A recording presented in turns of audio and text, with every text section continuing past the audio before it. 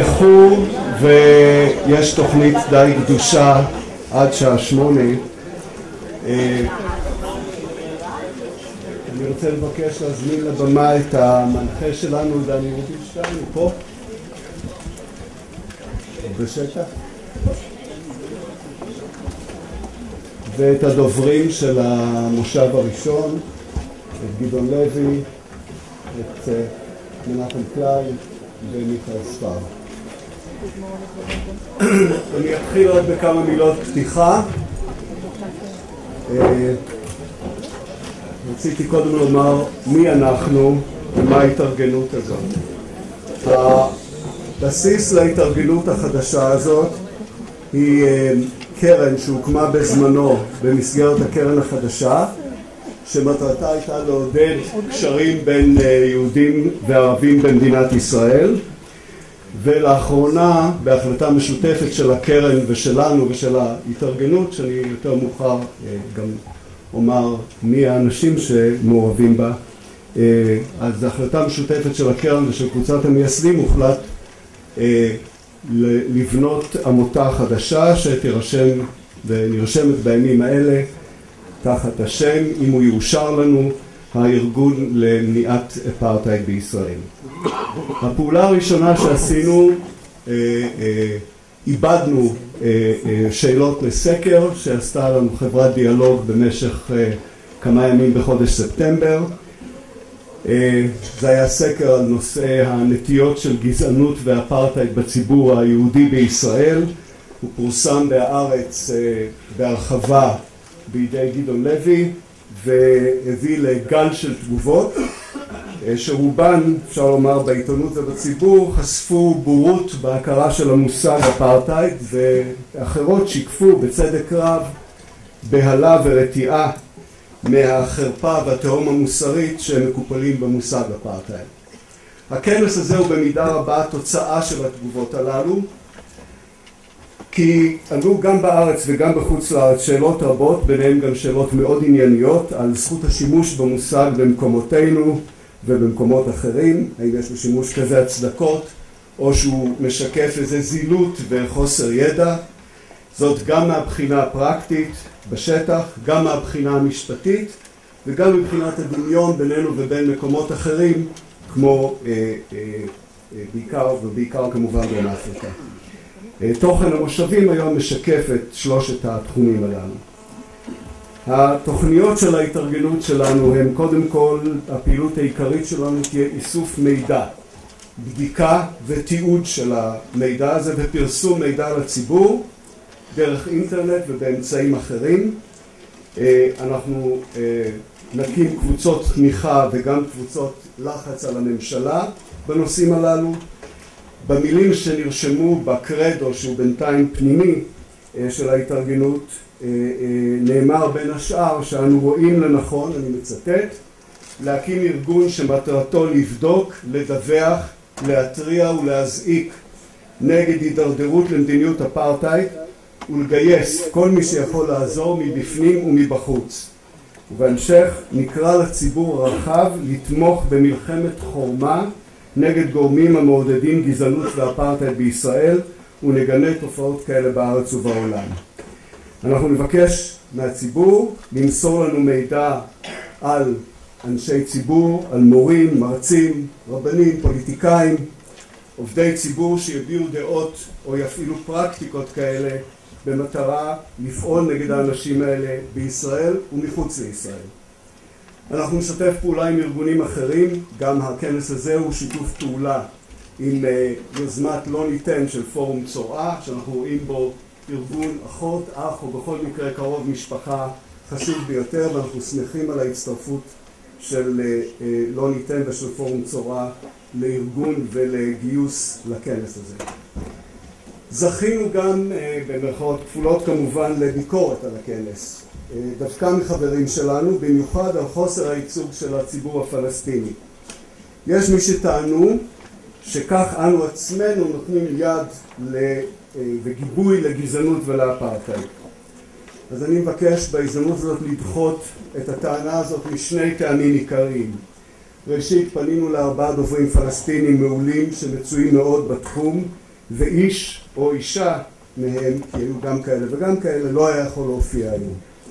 שנית, כפי שיש משמעות לסקר על נטיות גזענות ואפרטהייד רק בציבור היהודי, יש משמעות מיוחדת לדוברים הנמצאים בצד שהוא מקור הכוח בחברה הישראלית, שלא מדובר כאן בביקורת עצמית. לעומת זאת, במאבק נגד מגמות האפרטהייד בהמשך, מאבק שנקווה שיהיה יעיל וישיג הישגים מהירים, יהיה שיתוף פעולה נרחב עם הציבור הפלסטיני, וכבר התחלנו בזה. חוץ מהפעילויות החשובות באיסוף ופרסום מידע, יהיו כנסים נוספים שיעסקו במקורות ההיסטוריים של גזענות ואפרטהייד, בפתרונות מדיניים למניעת אפרטהייד ובבסיסם הפתרון של שתי המדינות, וכן דיון בתוצאות של סקרים נוספים שבהם נספק מדדים סטטיסטיים לנטיות גזענות ואפרטהייד בציבור היהודי.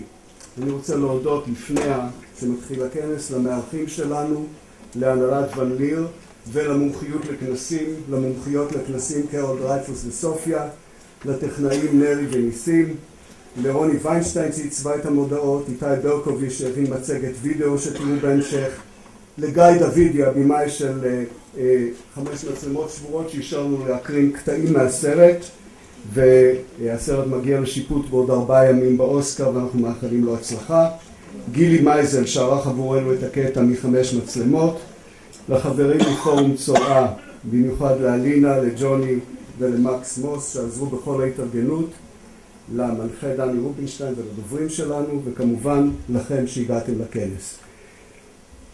ובמיוחד לחברי ההתארגנות הראשונית, למייסדים של ההתארגנות הזאת, מוסי רז, מור לב ואראלה בר-און, פיטר ונחמה הילמן, מנחם קליין, אלון ליאל, אילן ברוך, דוד הראל, מיכאל ספרד ועמי ויינשטיין ועבדכם. ואני מעביר את שרביט הכנס תודה מירם, תודה לכם שבאתם. אני אומר כמה מילים. אמירה, דרך אגב, אני יכול לייצג את הפלסטינים, אין לי שום בעיה. אני מ-67 עובד כעיתונאי בשטחים. ב-67 שהתחלתי את העבודה בדבר, לא ככה ראו איזה משרה. ושלחו אותי לעשות את כל מיני דברים אחרים.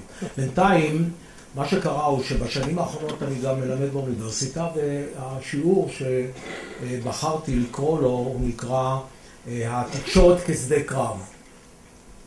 וביקרו אותנו היה, יש כעת המועצה להשכלה גבוהה שולחת לפעמים כל מיני ביקורות, גם מאנשים מחוץ לארץ, פרופסורים בתקשורת ממדינות העולם, ובאחד השיעורים שלי נכנס באמת אחד הפרופסורים האלה ואמר לי, הוא היה מפילדלפיה, והוא אמר לי, אתה צריך לשנות את השם. זה לא the media as a battlefield, but the media is a battlefield.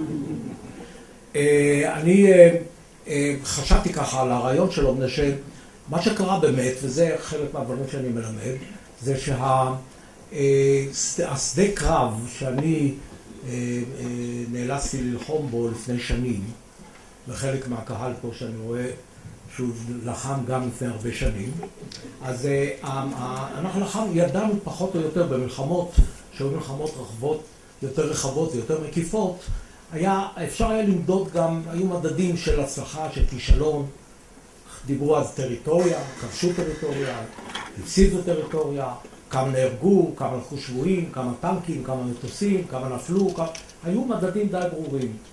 המלחמות האחרונות, מלחמות מוגבלות, שנמשכות כבר הרבה שנים. זה אינתיפאדה ראשונה ואינתיפאדה שנייה, בלבנון ראשונה ולבנון שנייה, ועזה. זה מלחמות שהן לא בהיקף ולא זה מלחמות מוגבלות מאוד. שעיקר המאמץ בהן הוא של תקשורת. המלחמה מתנהלת מבחינתי באל-ג'זירה. אני בודק שם כל מיני דברים שאני משווה. גם התחילו לדבר על התמונה כשדה, מהי תמונת הניצחון, בכלל המושגים של הצלחה ושל ניצחון והמלחמות המוגבלות האלה הם אחרים. והתקשורת הפכה להיות באמת כשדה קרב. למה אני אומר לכם את הדברים האלה? זה שהמילה אפרטהייד היא מילה שמשמשת בתקשורת יותר כחלק מהארסנל של הצדדים הלוחמים, של הצדדים הנאבקים.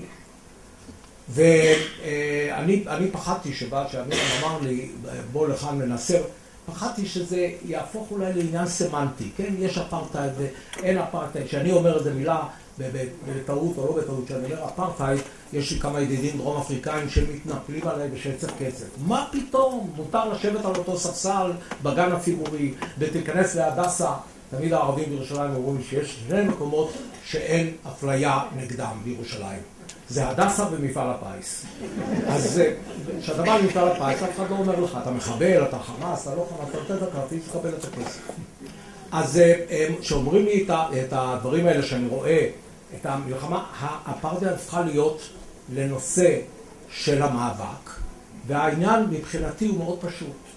כשאני שומע מישהו שמשתמש במילה אפרטהייד, אני מקווה, אני כמעט בטוח, שהוא יודע שהוא אומר את המילה הזאת כדי להביא לתוצאות שהיה לאפרטהייד. זאת אומרת, מדיניות האפרטהייד, המדיניות שנחשבת בזויה, מתועבת, בודדות, היה חרם על דרום אפריקה, בודדות דרום אפריקה, וגרמו בכך לנפילת המשטר. אז שמי שמשתמש בזה, אני אומר לו, אתה יודע שזה לא שאלה אם נתנו לשכב באותו בית חולים, השאלה היא אם אתה מכוון לזה של חרם על ישראל, של דברים מסוג זה, ויכול להיות שכן, ויכול להיות שלא, אתה לא כך מודע לזה.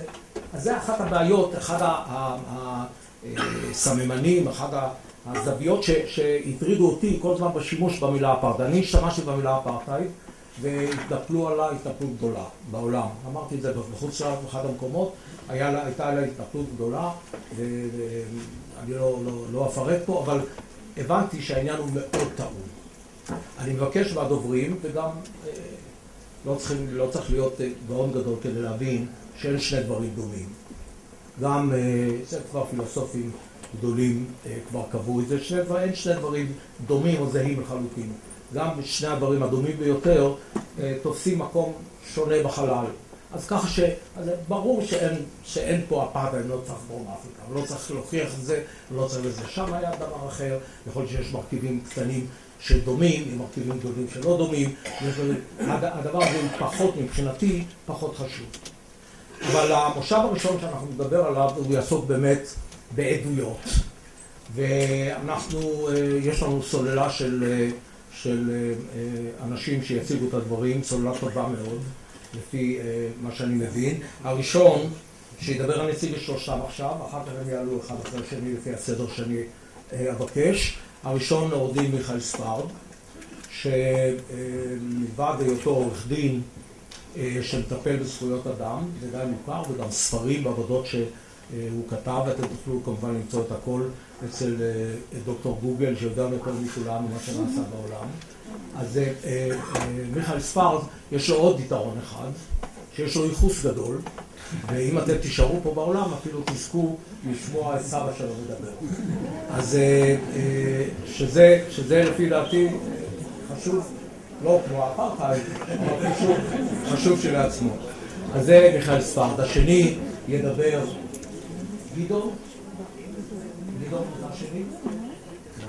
גדעון לוי, קולגה שלי הרבה שנים מעיתון הארץ, ועוד מלפני זה. אני לפי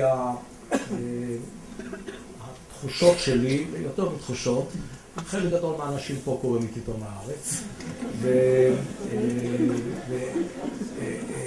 ואני רואה לפי הפרצופים, ככה שאני לא צריך להציג הרבה את עבודותיו של גדעון לוי.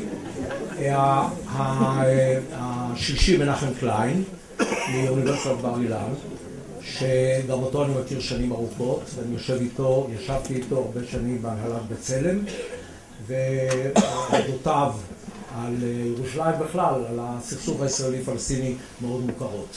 אז נתחיל עם מיכאל ספרד, שיש לו מצגת.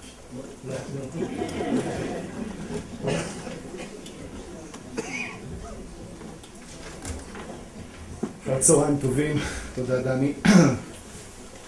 להיות עד ולא לעבור חקירה נגדית זה לוקסוס רציני. האמת היא שאני סוגר מעגל בלעמוד פה באירוע שמציין גם התחלה של פעילות של התארגנות נגד סכנה של אפרטהייד ישראלי, לא בישראל, אפרטהייד ישראלי, משום שקרוב ללפני עשור אני התחלתי לשמוע את המילה אפרטהייד, את ה-A-word, מסתובבת באזור של האקטיביסטים הישראלים והפלסטינים. אני חייב לומר, ופה אני מתחבר מאוד למה שאמרת, שאני לא לוקח בקלות מילים. מילים הם העבודה שלי, ומילים הם דברים, הם יצורים מאוד חשובים לי, ואני מאוד מנסה להיות מדויק עם מילים. ואני זוכר שאפילו התנגדתי לאמירה שמתפתח פה אפרטהייד, או שיש אפרטהייד, שהכיבוש הוא כיבוש מסוג אפרטהייד. אני זוכר שאמרתי, לא כל אפליה, גם אם היא נרחבת, היא אפרטהייד, כשם שלא כל רצח או אפילו טבח הוא השמדת עם. בוא נשמור את המילה אפרטהייד, בוא נשמור את המילה ג'נוסייד למקרים המתאימים לזה, ולא נזנה את השימוש במילים האלה. ומתוך הוויכוחים האלה, שבהם הם באמת החזקתי בעמדה הזו, בפנים התחיל לחפור הספק. וכשהתחיל לחפור הספק, עשיתי מה שעורכי דין עושים, פתחתי תיק. פתחתי תיק קרטון, וגם מגירה באינבוקס, כתבתי אפרטהייד סימן שאלה, והתחלתי להכניס פנימה מסמכים שנראו לי רלוונטיים. וככה מדי פעם הייתי מכניס מסמכים, והייתי מכניס עדויות ודברים שנתקלתי בהם מתוקף עבודתי. חלק גדול מהמסמכים האלה, אנשים שנמצאים פה בקהל הביאו לי. והתחלתי לראות מה נאגר שם, התיק תפח, גם המגירת אפרטהייד סימן שאלה באינבוקס שלי, של המיילים, תפחה. וכשהסתכלתי לראות מה נאגר שם, היה לי קשה מאוד לראות מה מצטייר משם. ואת זה אני רוצה, ואת מה שמצטייר אני רוצה לשתף איתכם. אמרו לי שיש לי 12 דקות, עכשיו בטח כבר רק 10, וזה משהו שאני יכול לדבר עליו שעות, משום שהוא כואב. הוא כואב, ואדם ואישה הגונים לא יכולים לעבור על הדבר הזה בשתיקה. אבל לפני כן, לדייק על מה אנחנו מדברים. יש 3 ישויות באזורנו, שכאשר אנשים שואלים האם מתפתח אפרטהייד, הם מתכוונים לאחת מהן. האחד זה הכיבוש. השלטון הישראלי בגדה המערבית, נעזור רגע את עזה, היא מסובכת, לא ניכנס לשאלה אם היא תחת כיבוש או לא. נדבר על הגדה המערבית. הישות השנייה היא מדינת ישראל גופה. והישות השלישית היא המדינה האחת שכן או לא מתפתחת לנגד עינינו. וכאשר אנחנו שואלים הייתכן או האם יש אפרטהייד ישראלי, או אם אנחנו מתקרבים לאפרטהייד ישראלי, אנחנו צריכים לומר על איזה מהדברים האלה אנחנו מדברים. ואני את העדות שלי אתן לגבי הישות הראשונה, הכיבוש. במושב השני נדבר על התוצרות או המסקנות המשפטיות שעולות ממה שאני אציג לכם כאן כרגע שהן עובדות. אז 46 שנים אנחנו שולטים בגדה המערבית, ואמרתי אני אתמקד בגדה המערבית, ובמשך 46 שנים האלו אנחנו שינינו את הגדה המערבית ללא הכר. וכך שינינו אותה שיש בה היום 2 קהילות. קהילה של 2.5 מיליון פלסטינים, וקהילה של כ0.5 מיליון ישראלים יהודים. ואנחנו ארגנו את החיים של היהודים שם באופן שמאפשר להם להרגיש שהם בישראל. ואילו את הפלסטינים נשארנו תחת כיבוש. וכשאנחנו שואלים את עצמנו ורוצים לבחון את השאלה האם מתפתח אפרטהייד, האם הגענו, האם אנחנו כבר מרגישים את החום של האש הנוראית הזאת שנקראת אפרטהייד, אנחנו צריכים להפנות את מבטנו לשני מונחים, לשני מושגים. האחד הוא אפליה שיטתית, ממוסדת, נרחבת, על פי מפתח קבוצתי, והשנייה היא הפרדה, ממוסדת, שיטתית, על פי מפתח קבוצתי. אז אני אתחיל לדבר על הפרדה. חלק גדול מהדברים אתם יודעים, אבל חשוב לומר אותם. בתחילת שנות ה-90 נולדה ההמצאה שפלסטיני צריך סיבה כדי להיכנס לשטחים המוניציפליים של התנחלויות. התנחלות, יש לה שטח בנוי, יש לה בדרך כלל גם איזשהו כביש שקפי, אולי גדר, באותן התנחלויות שהסכימו להקים לעצמן גדר, אבל יש לה גם שטח מוניציפלי, שטח שיפוט, שהוא בדרך כלל גדול יותר, אם תסתכלו במפות של בצלם, זה הכחול הבהיר. בשנת 92 יצא הצו הראשון של המפקד הצבאי, ואני מזכיר, צו של מפקד צבאי, מפקד כוחות צה"ל בגדה המערבית, הוא חוק, הוא כמו 3 קריאות, 61 רוב. אז צו של המפקד הצבאי יצא, שקבע שהאזורים של היישובים היהודים, כלומר ההתנחלויות בגדה המערבית, הם שטח צבאי סגור עבור פלסטינים, פלסטיני שרוצה להיכנס אליהם צריך להצטייד בהיתר ומנגנון בירוקרטי למתן, לבקשות של היתרים ולקבלת היתרים ולסירוב לקבלת היתרים נוצר. למה? למה פלסטינים צריכים להיכנס להתנחלות? כדי לעבוד, כדי לנקות, כדי לבנות וכו'. ישאל השואל או השואלת, מדוע, מה יש לפלסטינים לחפש בהתנחלות? מה זה כל כך נורא שאסור להם להיכנס? אני אומר לכם, אין לי מה לחפש בבני ברק, אבל אם מישהו יוציא חוק שאסור להיכנס לבני ברק, אני אעלה על בריקדו. זו אופציה. הרעיון הזה שנולד ב-92 ועד היום קיים, בתוקף, יש לנו חוק של המפקד הצבאי שאוסר על פלסטינים להיכנס לשטחי התנחלויות, הוא עתק שוב ושוב לשטחים גיאוגרפיים נוספים. תחילה ההמצאה המדהימה שנקראת שב"ם, שטח ביטחוני מיוחד, זוהי רצועה של אדמה, חגורה של שטח מסביב להתנחלויות, מחוץ להתנחלויות. בדרך כלל יש בה, או הרבה פעמים יש בה גם אדמות פרטיות, מעובדות, שגם היא הופכת להיות שטח צבאי סגור, סגור בפני פלסטינים בלבד. וכדי להיכנס לשם צריך להצטייד בהיתר. כמובן שההנמקה, וזה נאמר כדי שמחר בעיתון לא יגידו שאף אחד לא אמר שיש טרור, אז כן, ההנמקה היא תמיד ביטחון. ההנמקה היא תמיד כדי ליצור שטח סטרילי, כדי להגן על המתנחלים שבפנים. ואחר כך הדבר הזה צמח לגודל מפלצתי עם גדר ההפרדה, ועם השטח שבין גדר ההפרדה לבין הקו הירוק, הוא הקרוי מרחב התפר. אנחנו מדברים על כ9% מהגדה המערבית, שהוא שטח צבאי סגור. מי שרוצה להיכנס צריך היתר מהמפקד הצבאי ומנגנון מפלצתי, בירוקרטי, שמאפשר הגשת בקשות להיתרים, ועשרות סוגים של היתרים. היתר לחקלאי, היתר לבעל עסק, היתר למי שיש לו לקוחות במרחב התפר, היתר עם מכונית ובלי מכונית. יש לי סיפורים באמת עצובים מאוד על איך הדברים האלה נראים. אני פעם פגשתי לקוח בשער של גדר ההפרדה, ותוך כדי שחיכיתי ללקוח הגיעה עגלה עם סוס ושני נערים, והחייל לוקח את הניירות שלהם וצועק לחייל שבמגדל, לזה יש היתר אבל בלי רכב, והשני אין לו היתר בכלל. ושואל לו החייל מהמגדל, ולסוס? הוא אומר לו, לסוס יש היתר. עכשיו, איך השטח הצבאי הסגור הזה חל רק על פלסטינים? מאוד פשוט. ההכרזה על שטח צבאי סגור קובעת שהיא לא חלה על ישראלים. ואם אתם כבר מתחילים להרגיש קצת אי נוחות, אז אני אומר לכם, ולא אחסוך מכם, איך מוגדר ישראלי בהכרזה. ישראלי זה אדם שיש לו אזרחות ישראלית, או תושבות קבע ישראלית, או שהוא זכאי לקבל אזרחות ישראלית מכוח חוק השבות. כולל ערבים. כולל ערבים שהם תושבי ואזרחי ישראל. מה שזה אומר, זה שאנשים שחיים במרחב התפר, דורי דורות, שהבית שלהם, הבית של אבותיהם ואמאותיהם שם, צריכים להצטייד בהיתר כדי להמשיך ולחיות בבתיהם. ולעומת זאת כל ישיבה בוכר מברוקלין יכול לקפוץ מעל גדר ההפרדה, היא לא נוגעת לו, אין שום תוצאה משפטית שהיא יוצרת עבורו. אני אעבור במהירות על נושא הכבישים.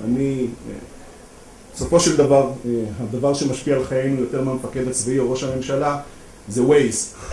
אז אני היום הגעתי לפה, כי ככה אמר לי ווייז דרך 443, ומי שעובר ב-443, אנחנו לפחות במשרד משחקים את המשחק מצא את הפלסטינים. כביש 443 הוא כביש נקי מפלסטינים. זה התחיל מצו שאסר על פלסטינים לעלות על הכביש. הצו הזה נפסל בבג"ץ, אבל בג"ץ השאיר פתח להפוך את הכביש ללא רלוונטי לפלסטינים. הכביש נותק משני צדדיו ממקומות שאליהם פלסטינים יכולים לנסוע, ולמעשה היום, חוץ מכמה כפרים שנמצאים לאורך הכביש ויכולים לנסוע על הכביש מכפר לכפר, כל פלסטיני אחר צריך להגיע לשם במסוק. גם התשתיות הופרדו בגדה המערבית, ויש עבודה נמשכת על הפרדת התשתיות, מים, חשמל. אני הצגתי כפר קטן בשם ואדי רשא, ליד דרומית לקלקיליה, קרוב מאוד לאלפי מנשה.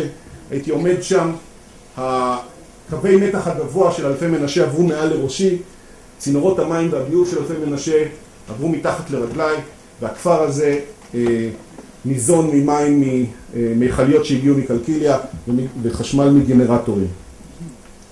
ההפרדה יצרה שתי מציאויות. היום יש שתי מציאויות. יש את יהודה ושומרון של מעלה ואת הגדה המערבית של מטה.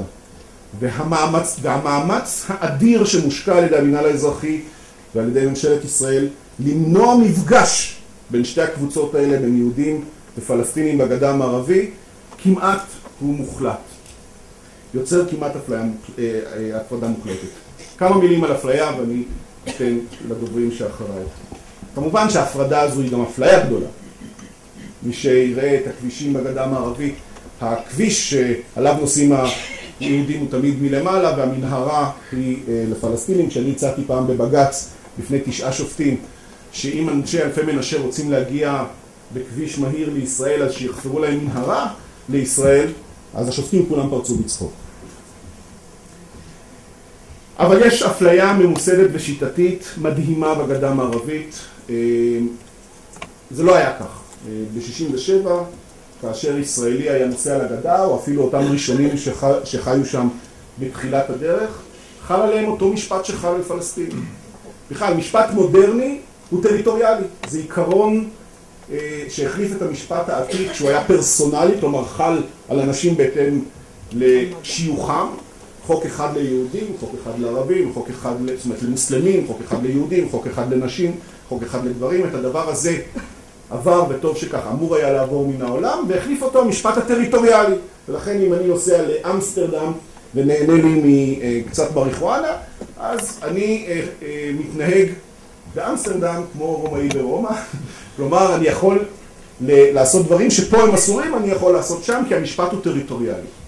ישראל הכילה באופן פרסונלי, כמו בימי התנ"ך, כמו בימי המקרא, את חלק גדול ממשפטה על ישראלים שנמצאים בגדה המערבית. אם אני נוסע היום לגדה המערבית, אז אני נוסע עם מין בלון שסביבי, של חוק ישראלי. ואם אני אעבור שם עבירה פלילית, אני אשפט על פי המשפט הישראלי המודרני הפלילי, ואני אשפט בבתי משפט ישראלים אזרחים, ותחקור אותי המשטרה האזרחית הישראלית. ואם פלסטיני לידי יבצע עבירה זהה באותן נסיבות, אז הוא ישפט בבית משפט צבאי, על פי חוק צבאי, ויקבל עונש אחר. ניתן דוגמה אחת מהירה, ניקח 2 תושבים, אחד של תקוע, ההתנחלות היהודית, ואחד של תקוע, הכפר הפלסטיני. בוא נניח ששניהם ביצעו עבירה של הריגה, של שכן, לא קשור לסכסוך. שניהם ביצעו את אותה עבירה. הישראלי ייעצר על ידי משטרת ישראל ויובא בפני שופט בתוך 24 שעות, כפי שמורה החוק הישראלי בירושלים. אם הוא יועמד לדין, הוא צפוי לעד 20 שנות מאסר, כי זה עונש המקסימום על עבירת ההריגה בחוק הישראלי. הפלסטיני ייעצר על ידי הצבא. אם הוא ביצע את העבירה בנשק חם, קרוב לוודאי שיחקר על ידי השב"כ. לא בגלל שהוא הרג פלסטיני אחר, אלא מכיוון שהוא משתמש בנשק חם, וזה כבר עניין שהשב"כ יש לו עניין בו. הוא יוחזק במעצר עד 8 ימים בלי לראות שופט. וכשהוא יראה שופט זה יהיה אדם במדים קצין. ואם הוא יועמד לדין על עבירת הריגה, הוא צפוי לעד מאסר עולם. משום שזה העבירה, זה העונש מקסימום על עבירת ההריגה בדין הצבאי. 2 אנשים ביצעו את אותה עבירה, ההבדל ביניהם הוא רק אחד. המוצא הלאומי שלהם. החקיקה הישראלית הוחלה בכל מיני טכניקות על ישראלים בגדה, אני לא אכנס לזה, אבל יש 3 טכניקות שונות שהוחלה החקיקה הישראלית על ישראלים, לא כל החקיקה. במקומות שבהם אין ברירה, ישראלים צריכים לבוא במגע עם פלסטינים, עדיין חל עליהם אותו חוק. איזה תחום זה? מקרקעין. איך נשנה את החוק אם זה אומר שישראלי יהודי לא יוכל לקנות אדמה מפלסטיני? אז דיני המקרקעין עדיין חלים באופן זהה, אבל לא מוכלים באופן זה. זה סיפור גדול שאני לא אכנס אליו עכשיו.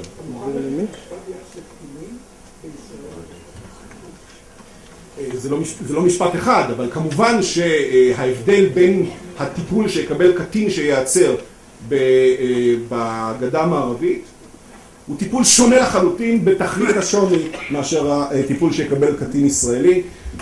אין את כל החובות האלה שיש בדין הישראלי המאוד מתקדם בנושא קטינים. לא צריך לחקור אותו חוקר נוער ולא יחקור אותו חוקר נוער. אין חובה שההורה יהיה נוכח בשעת החקירה. לא צריך להביא אותו לפני שופט תוך 12 שעות כמו בדין הישראלי.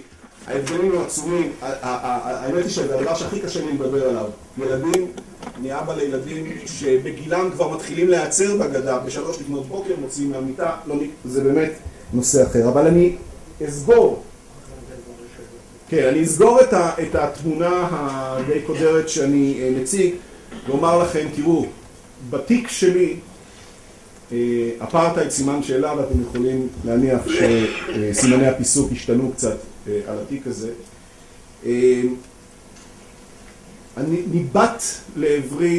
ניבטה לעברי תמונה של כברת ארץ שבה יש 2 קהילות. הן מופרדות בכל מימד אפשרי, גם פיזי, גם תשתיתי וגם משפטי. הן מופלות בכל דרך אפשרית. ויש עוד נקודה אחת שחשוב להזכיר אותה, היא ברורה מאליה, כולכם יודעים אותה, אבל חשוב לומר אותה, היא חשובה למושב הבא המשפטי. לא מדובר בשתי קהילות שחיות זו לצד זו ובא גורם שלישי והפריד ביניהם או הפלה ביניהם. מדובר שהקהילה שיש לה את זכויות היתר באה מהחברה ששולטת בשטח. והנקודה הזו היא מאוד חשובה. ההפרדה והאפליה היא בתוך קונטקסט של שליטה. היא בתוך קונטקסט של שליטה. הפרדה בין קבוצות, אפליה של קבוצה א' על קבוצה ב', בקונטקסט של שליטה של קבוצה א' על קבוצה ב', ומה שלא יכולנו לומר בתחילת הדרך, אני לא הייתי, ואחר כך הייתי קטן, אבל בטח אלה שהיו אמרו שזה זמני, שזה קצר מועד, שזה אותו ייגמר. את זה אנחנו לא יכולים לומר היום. האליבי הזה הופרך, וכל בית שנבנה בגדה המערבית עבור ישראלים הוא הוכחה למניע של המשך השליטה, של המשך הדיכוי, ולדבר הזה יש משמעות גדולה מאוד כשאנחנו נבוא לבדוק את השאלה האם הדבר הנורא הזה, המפלצתי הזה, הוא אפרטהייד או משהו אחר. תודה.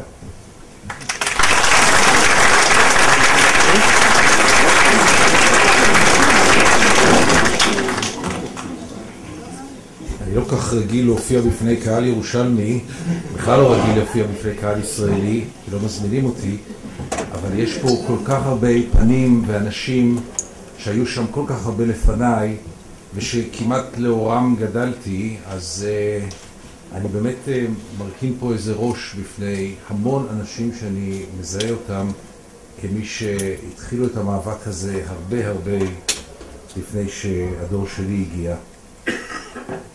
מיכאל צעיר מאוד אפילו, הוא לא זוכר שוויכוח סמנטי התחיל עם ראשית הכיבוש.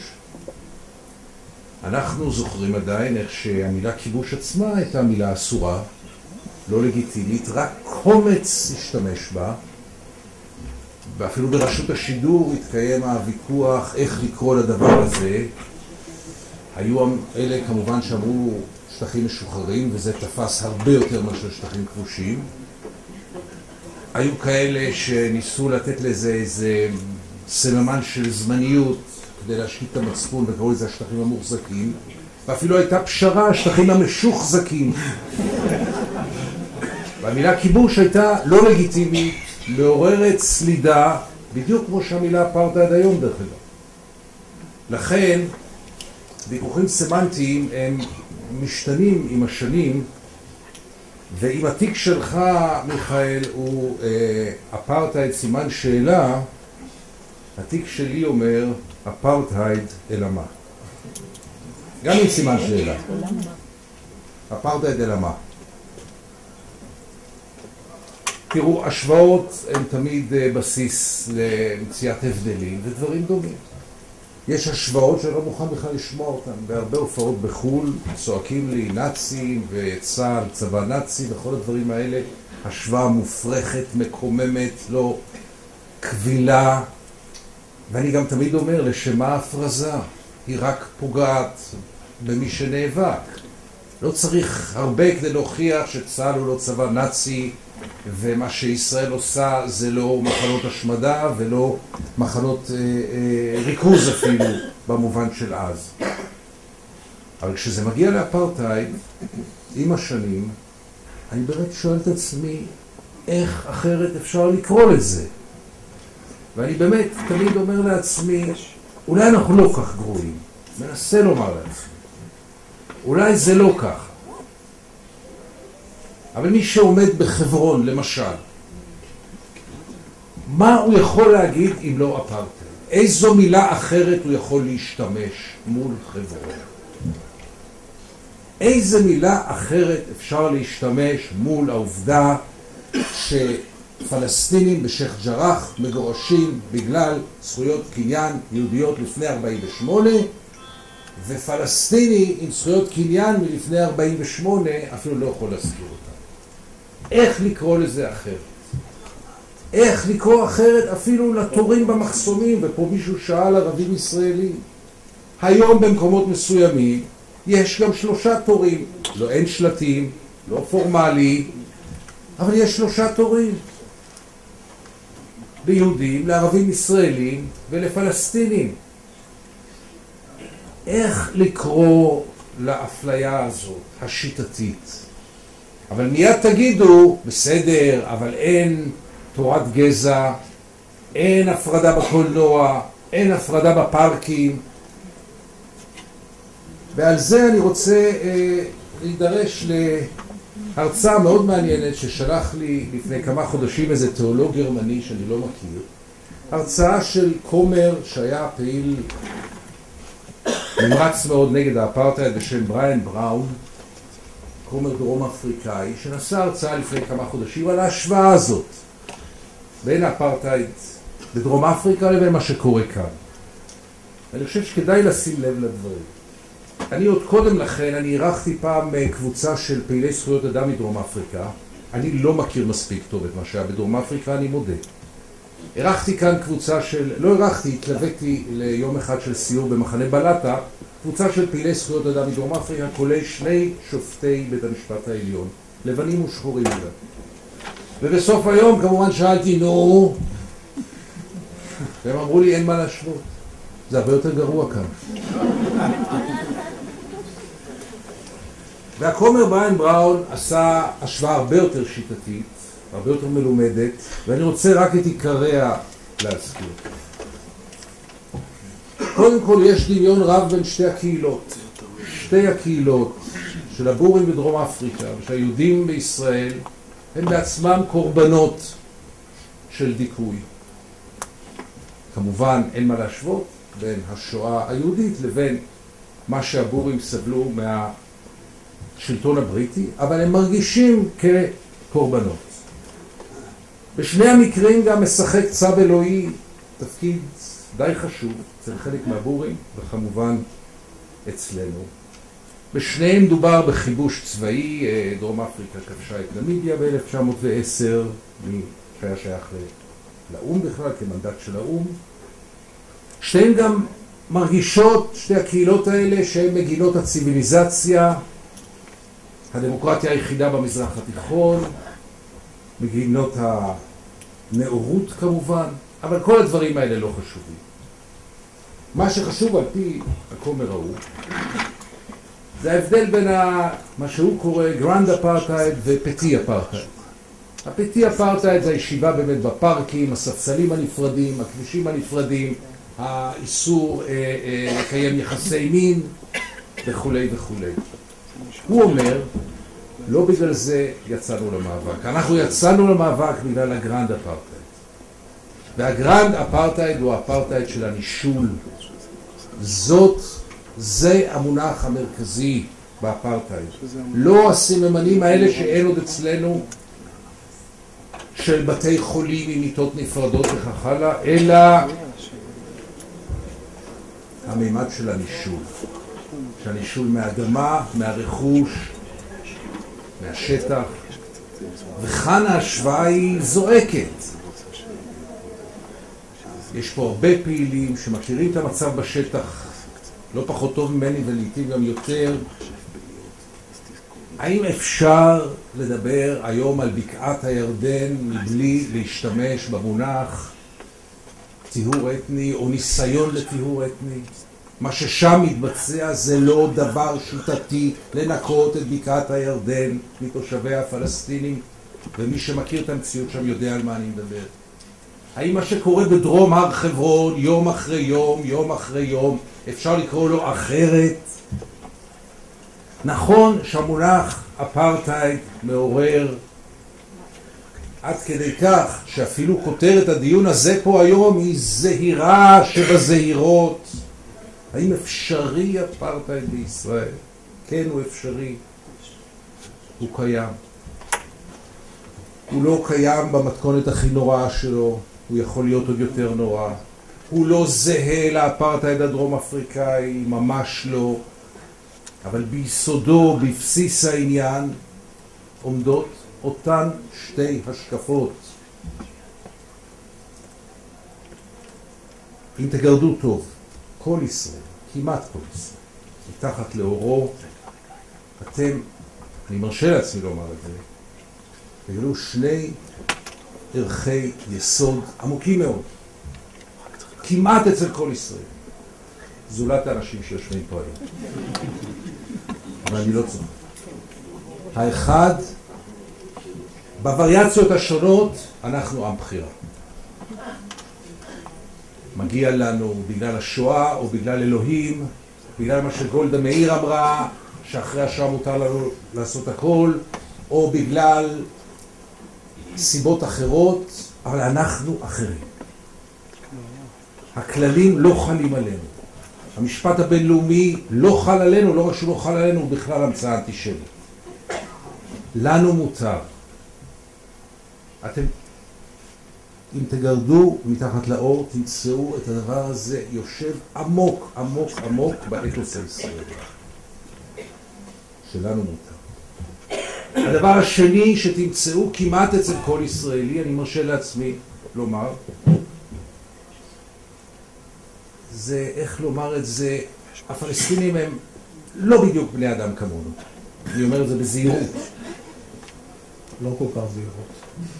פעם כתבתי על מחסום קלנדיה בסיבוב הקודם שלו, כפי שהוא נראה, עם כל ההשפעה והזבל וההמתנה, בלי ברז, בלי שירותים, בלי כלום.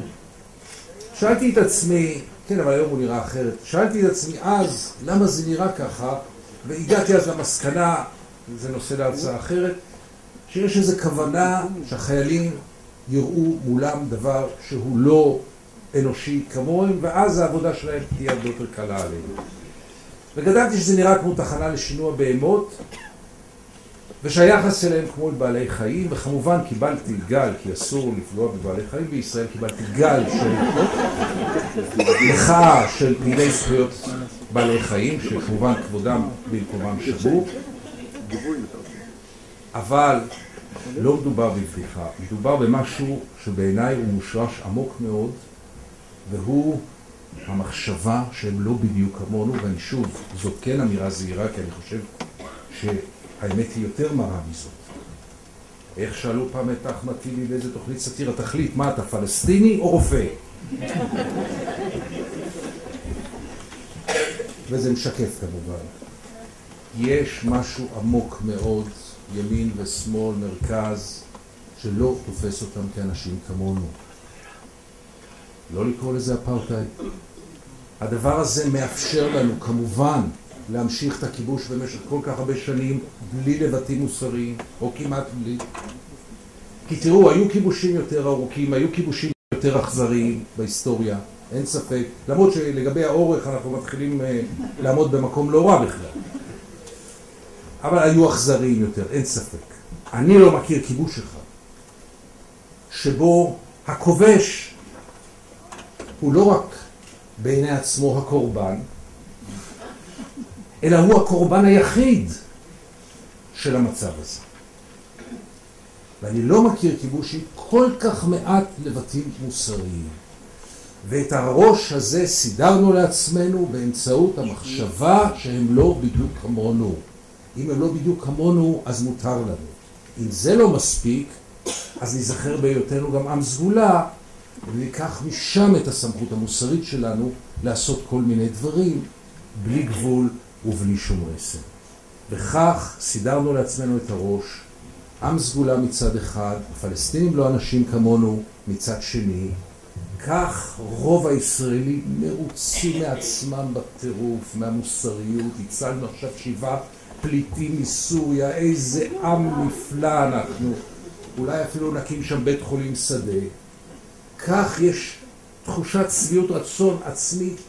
נסו להגיד פעם שצה"ל הוא לא הצבא הכי מוסרי בעולם. השני הכי מוסרי אחרי לוקסמבורג. בוגד! רוב הישראלים משוכנעים באמת ובתמים, אני רציני, בחוץ על זה מעורר כמובן גלי צחוק. רוב הישראלים באמת משוכנעים שזה הצבא הכי מוסרי בעולם. את כל מערכת הערכים הזאת סידרנו לעצמנו בזכות 2 מחשבות יסוד. עם סגולה, הם לא בני אדם כמונו. מי שיודע לקרוא לזה בשם אחר חוץ מאפרטהייד, מוזמן. תודה רבה.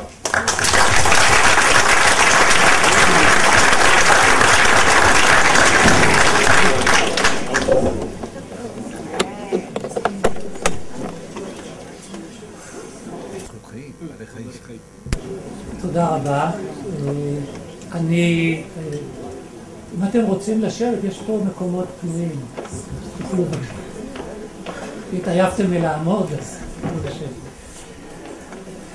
אני רוצה לדבר על מקום קרוב, לקחת אתכם למקום מאוד קרוב לכאן, פחות מקילומטר, למזרח ירושלים. ואני כמובן מסכים למה שמיכאל וגדעון אמרו בקשר למונח, ואת כל הדיון הזה אני מבקש לחסוך, ואני אדבר על המציאות שיש במזרח ירושלים. מאוד מעניין להיווכח למחרת היום שבו נגמרה מלחמת 1967, ב-12 ביוני, שר המשפטים והיועץ המשפטי לממשלה דאז אמרו ופסקו שמזרח ירושלים היא שטח כבוש. לעומת זאת מערב ירושלים, איפה שאנחנו נמצאים כאן, זה שטח שנוי במחלוקת. ואז אמר שר המשפטים בדיון בוועדת שרים מיוחדת, שהפרוטוקול שלה נחשף רק לאחרונה בארכיון המדינה, אמר שם שר המשפטים, לקחנו אחרי מלחמת 48, לקחנו את השטח שבמחלוקת, הפכנו אותו לשטח שלא נתון במחלוקת בריבונות ישראל, וכל העולם מקבל את זה. ועכשיו מה שאנחנו צריכים לעשות זה לקחת את מזרח ירושלים, השטח הכבוש, ולהפוך אותו כאילו הוא מערב ירושלים שלנו, ובכלל לא שטח במחלוקת. והפעולה הזאת, אפשר לומר, מסתכלים לאחור, כמעט יובל שנים, זה די מצליח. הכיבוש של מזרח ירושלים לא נראה זמני. ישראל עשתה הרבה מאוד במזרח ירושלים כדי שהמציאות שם תהיה בלתי הפיכה. אבל, בלי כוונה מראש, בלי שום ספק, גם יצרה לעצמה בעיה חדשה. זה משטר במזרח ירושלים כאן, שמכיל כמעט את כל הסממנים שמיכאל סיפר על כל 3 המרכיבים, בשטח טריטוריאלי אחד קטן, מצומצם. משטר הזה נראה כמו אפרטהייד, או אפילו אפשר לקרוא לו אתנופרטהייד, אבל בהחלט גם הדברים שגדעון דיבר עליהם הם כאן בתוך ירושלים. הרשימה מאוד מעניינת ואולי ידועה לרבים מכם, אבל כדאי לסכם את זה, כי הסיכום נותן לנו תמונה מאוד מאוד מאוד מעניינת. ומעבר לקיפוח השיטתי המתמשך של הפלסטינים במזרח ירושלים, היומיומי בכל מערכות החיים כמעט, אני רוצה להיכנס לדבר על העקרונות של המשטר במזרח ירושלים. הדבר העיקרי שמאפיין זה מה שישראל עשתה לאחר 67, ישראל הפרידה בין מעמד האדמה למעמד בני האדם. מעמד האדמה, בוא נאמר את זה במונחים אנושיים, ישראל גיירה את האדמה, או הפכה אותה לישראלית ב100%, סיפחה את האדמה סיפוח מלא. אבל את בני האדם שחיים שם היא לא סיפחה. היא נתנה להם רק תושבות קבע, אבל לא אזרחות. כלומר, היא לקחה את האדמה, אבל את בני האדם השאירה אי שם באמצע הדרך. והפרידה בין מעמד האדם למעמד האדמה. ועל אותו שטח אדמה חיים אנשים בעלי מעמד אזרחי ופוליטי שונה. לפלסטינים במזרח ירושלים יש מעמד אזרחי ופוליטי שונה מאשר לנו היהודים ולבני האדם שחיים שם אחד ליד השני. עכשיו, אם ניקח את הפעולות הישראליות בשנים האחרונות, ודאי מאז בניית הגדר, אנחנו נראה שישראל מרחיבה את תחומי ירושלים, כבר קוראת לזה עוטף ירושלים, ירושלים רבתי, כלומר כל השטח שהגדר לוקחת מבערך הר אדר עד מישור אדומים, ואז דרומה, קידר ועד גוש עציון, זה עוטף ירושלים או ירושלים רבתי, שישראל מגדירה מחדש את ירושלים ובעצם רוצה להרחיב אפילו את הסיפוח. ובעוטף ירושלים יש דרגה נוספת של בני אדם. יש שם בני הגדה המערבית שישראל לא מוכנה שהם יהיו אפילו פלסטינים ירושלמים. ולמשל הפלסטיני בביר נבלה שנמצא בתוך השטח שהגדר לוקחת, הוא נתון בגדר פנימית, הוא לא יכול להיכנס לירושלים. הוא צריך להשתמש בזה כביש דרגה שנייה או שלישית כדי להתחבר לרמאללה, אבל השכן שלו ממש מהצד השני של הגדר, מגבעת זאב, נוסע על כביש רחב, יפה, נכנס לירושלים בקלות, זאת העיר שלו. הפלסטיני בביר נבלה ירושלים היא בכלל לא שלו, למרות שהוא נכלל בעוטף ירושלים. והוא איש הגדה המערבית. והבדואים ליד מעלה אדומים, על הבדואים ליד מעלה אדומים, מאיים צו גירוש מאדמתם בשביל התרחבות ירושלים כמובן. והמתנחל ממעלה אדומים, שבהרבה מאוד מקרים הוא ירושלמי שעבר למעלה אדומים כי יש שם דיור זול יותר, המתנחל ממעלה אדומים הוא בן עוטף ירושלים, הוא איש ירושלים שנכנס עם פקקים, אבל נכנס לירושלים בלי בעיה. הבדואי שלגר לידו בהחלט לא. על אותו שטח טריטוריה כמעט צמודים אחד לשני, אנשים נמצאים במעמד אחר לחלוטין. כלומר, החיים בירושלים והזכות לחיות בירושלים לא מוקנית מלידה, היא מוקנית מטעם השלטון הכובש על פי אפליה אתנית ולאומית.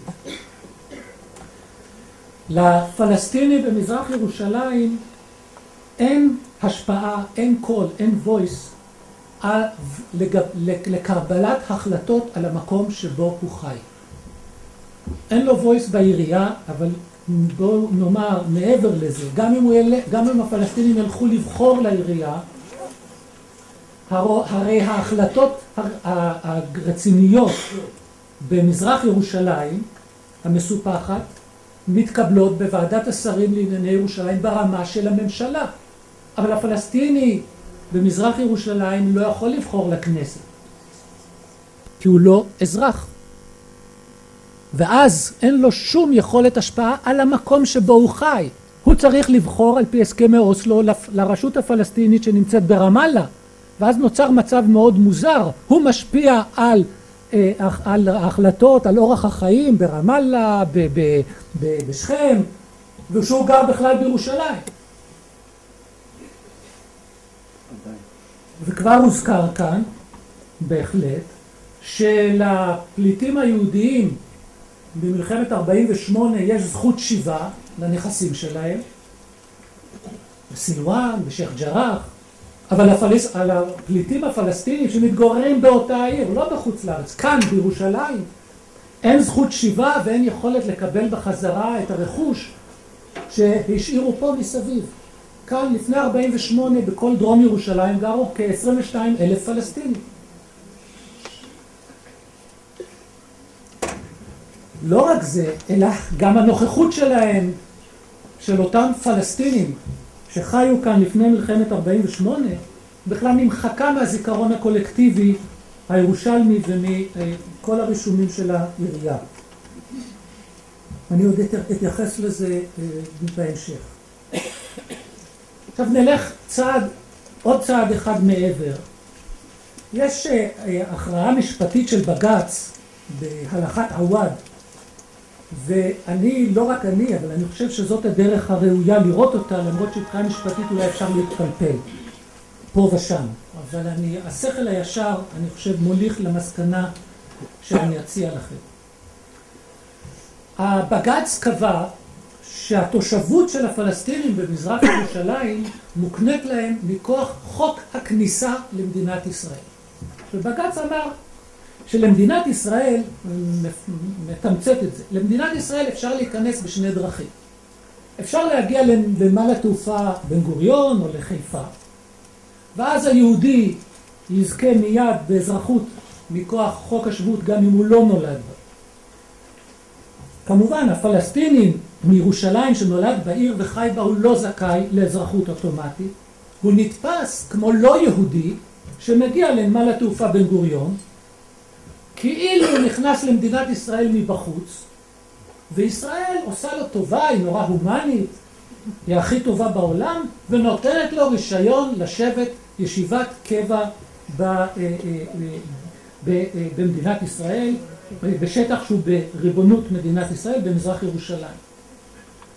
כלומר, באיזה פלפול משפטי, שכתב אותו דרך אגב אהרון ברק, לא פלא, הפלסטיני מצד אחד הוא מוצא החוצה, ואז אנחנו מקבלים אותו פנימה, אנחנו נאורים. אבל על תנאי, כסוג ב', כתושב, לא כאזרח. ולא מדובר על זה שישראל נכנסה אל הבית הפלסטיני ב-67, נכנסה אליו הביתה. לא, הוא נכנס אלינו הביתה. זה חוק הכניסה לישראל, מכוח זה יש לו את התושבות. זה מעמד מאוד, הייתי אומר, מפוקפק, או תרגיל משפטי מפוקפק, אבל שמעיד על התפיסה, על הקונספט, שבעצם הבית הזה הוא בית ישראלי יהודי, והפלסטיני הוא בעצם הוצאנו אותו ואחר כך אנחנו מכניסים אותו. ועכשיו אני רוצה לחזור לנקודה שדיברתי על ההתעלמות מהשורשים של הפלסטינים כאן במערב ירושלים וגם במזרח ירושלים. בשנים האחרונות ממשלות ישראל מיישמות מדיניות של השלטת הנרטיב היהודי, השלטה של נרטיב יהודי אקסקלוסיבי במרחב הציבורי הירושלמי. העבר הפלסטיני נמחק, אם אתם תסתכלו בכל החוברות שהעירייה מפרסמת כל פעם בשנה על פרויקט הבתים מבפנים, ותסתכלו על התיאורים, זה כבר 3 שנים, התיאורים של הבתים הפרטיים שנפתחים בקטמון או בעין כרם, בתלביה, לא מוסדות הציבור, אפילו הבתים הפרטיים, תסתכלו על התיאורים. לא תמצאו שם עקבות של נוכחות פלסטינית.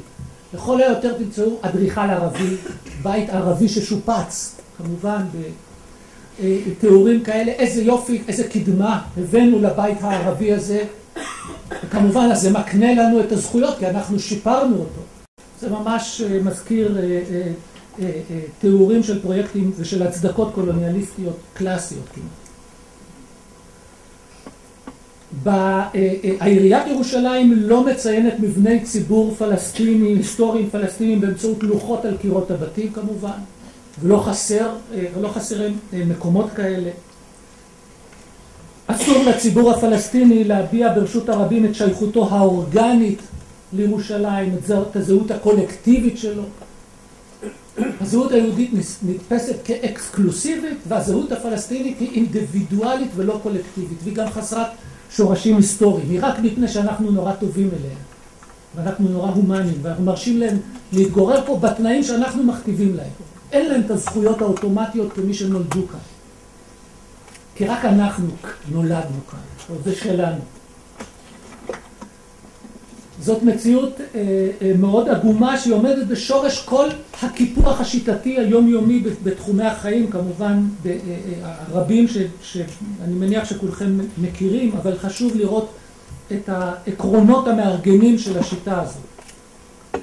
וישראל טוענת שהכל נורמלי בירושלים, כי מזרח ירושלים היא חלק מישראל, אין שום בעיה. ואם אכן כך זה, אז אני חושב שאנחנו מגיעים למסקנה שמיכאל קצת רמז עליה, אבל כאן מקרה המבחן הירושלמי הוא מאוד ברור. אנחנו מגיעים למסקנה שלמדינת ישראל בתוך הקו הירוק יש בעיה קשה מאוד, או שהיא לא מודעת לה, או שהיא חיה בהכחשה גמורה. תודה.